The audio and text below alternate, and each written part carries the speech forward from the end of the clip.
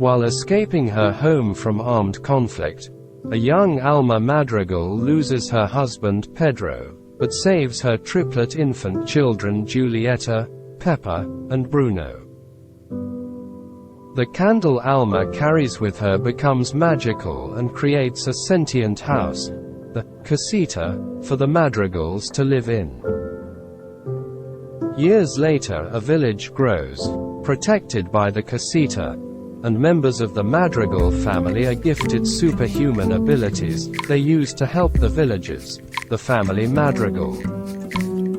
However, Bruno's gift of precognition causes multiple conflicts that lead to the family vilifying him, while Mirabel, Giulietta's youngest daughter, is treated differently for having no gift at all.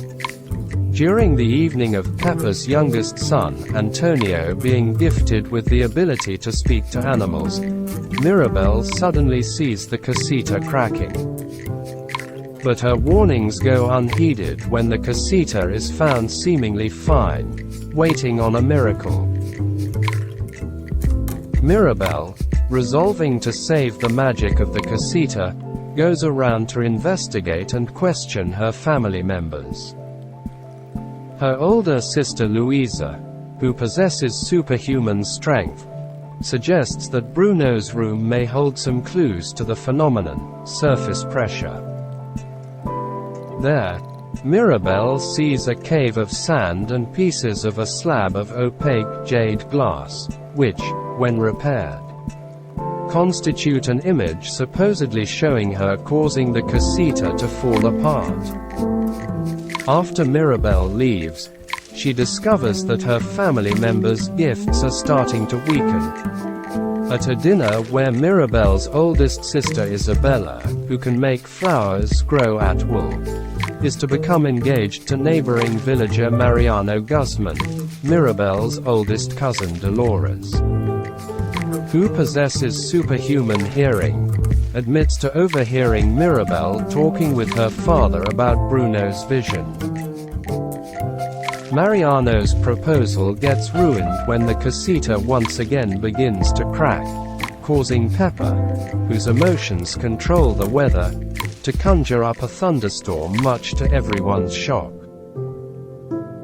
Isabella then blames Mirabel despite the latter denying her involvement in the cataclysm. Amidst the situation, Mirabel suddenly catches a glimpse of a man who she then chases through a hidden passage in the walls.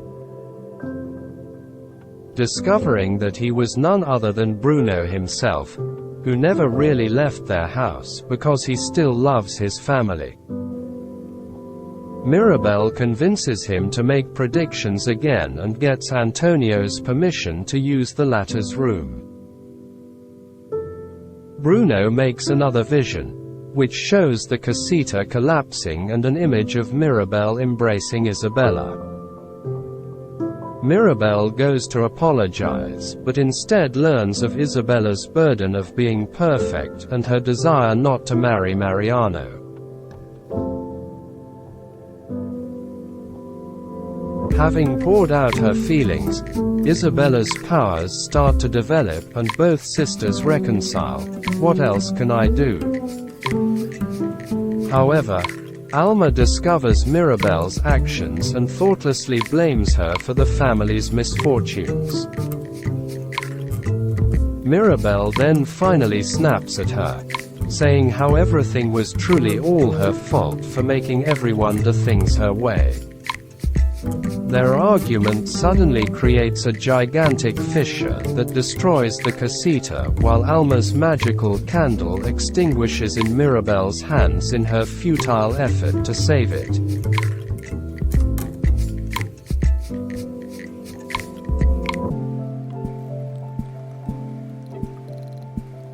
Effectively stripping the Madrigals of their powers. Alma later finds a tearful Mirabel at the river where Pedro died and finally admits her fault of pressuring the family. Forgetting that the real gift given was not the powers but the family itself, Dos Oruguitas. Both reconcile and, with Bruno in tow, reunite the Madrigals to rebuild the casita, assisted by the villagers. When Mirabel places the last doorknob, the casita springs back to life and the magic returns. All of you. The movie ends with the Madrigals taking their first family picture with Mirabel and Bruno now included in it.